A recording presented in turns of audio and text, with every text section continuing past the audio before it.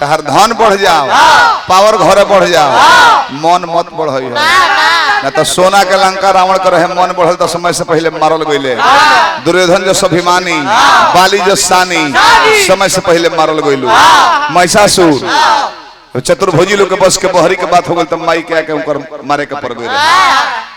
गलती ना नो बाबा।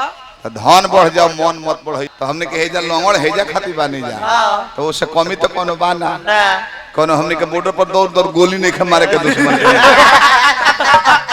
हम अपना समाज में देखा था कि विकलांग के पूजा पहले होता, सब निमन निमन देवता लोग भरले बा। मूड़ी कटा गई, हाथी के मूड़ी जुड़ाइल गणेश जी के, अब प्रथम पूजनीय बाड़े। शंकरों जी से पहले पूजाता रहे, प्रथम पूजनीय हमें। अष्टावक 8 अंक के टेढ़ रहले। जनक जी सिंहासन पर बैठा के अपने नीचे बैठ के ज्ञान ले।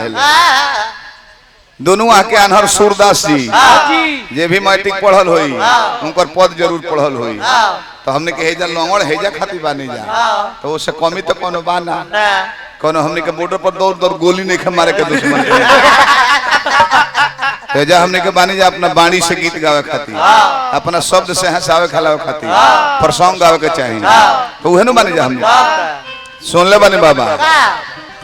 सब परिवार बा, राम जी के परिवार बा, कृष्ण जी के परिवार बा, जबकि ऐसा परिवार केहू के ना हो। राम जी के पूजा भई, सीता मैया पूजैली। राम जी के बाबूजी दशरथ दिए के अगरबत्ती देखावेला, उनका बेटा लौ कुश के ना। कृष्ण जी के पूजा होला, उनका बाबूजी नंद बाबा के, वसुदेव जी के, लड़का प्रधुमन जी के ना होला। शंकर जी के परिवार कैसा ना, गणेश जी के बाबूजी हर हर महादेव। महा के बाद कोनो शब्दों ना हो। देवता लोग के प्रेसिडेंट हमें, देवता लोग अपन समस्या लेके जाला, ओहो पूजाता रहे। मैया पार्वती जगत जननी है, दुनिया के माई, ओहो पूजाता रही। शंकर जी के बड़का बबुआ कार्तिक जी 6 गो मुड़ी लेके देवता लोग के कमांडेंट सेनाध्यक्ष हमें, ये तरकासुर के बोध कइल, ओहो पूजाता रहे। उनकर मलकिनी छठी माई ब्रह्मवेद पुराण के मुताबिक, देवी भागवत के मुताबिक, ओहो पूजाता रही। शंकर जी के दूसरा बबुआ वैसे तो और जना बाड़े बाकी जे संगत छोड़ दिहलू ना पूजा, जे समाज में अपना रह गए संगत में। तो गणेश जी के हमें जिला परिषद के चेयरमैन हमें, गण लोग में अध्यक्ष चुने रहे तो गणाध्यक्ष हो गए। प्रथम पूजनीय हमें इहो पूजाता रहे। दूजनी मलकिनी वालों बुद्धि सीधी, हमने के रिधि सीधी भी कही ले जा, ओहो लोग पूजाता। दो जना बबुआ हलो शुभ लाभ, 6 लाभ लिखल बा, ओहो लो पूजाता। संतोषी माता यही परिवार के, ओहो पूजाता रही। तो काहे हमरा कहे के माने का बा कि इतना पावर धन बढ़ल बा, तब परिवार के मुखिया शंकर जी के देख ली, कुल देवता लोग सोना का मुकुट पहनेला, सोना के गहना पहनेला, बाजूबंद पहनिलू, हेपर पहनिलू, सीना पर कवच नियर लागल बा। बाकी शंकर जी के देखी राख लपेट के भभूत, कहीं ध्यान में पड़ल बड़े बाघम्बर पहन के। तो एक माने शिक्षा मिलेला, तहर धन बढ़ जाओ, पावर घरे बढ़ जाओ, मन मत बढ़ ना तो सोना के लंका रावण कर मन बढ़ल तो समय से पहले मारल गईले। दुर्योधन जो स्वाभिमानी, बाली जो सानी, समय से पहले मारल गईलू।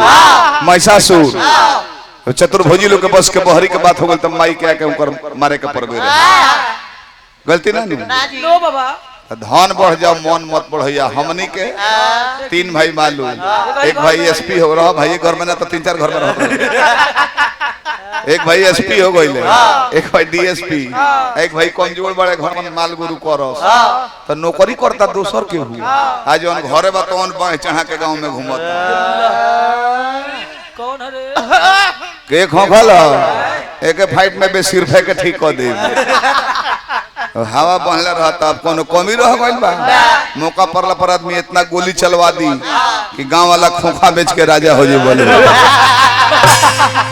और कुछ वो करत नहीं खे, ओकर असलियत को पता लगता जब दोनों भाई रिटायर होके आइलू, पेंशन मिलता, सर्विस जमा कर दिहलू, परिवार अलग अलग बंटा गई।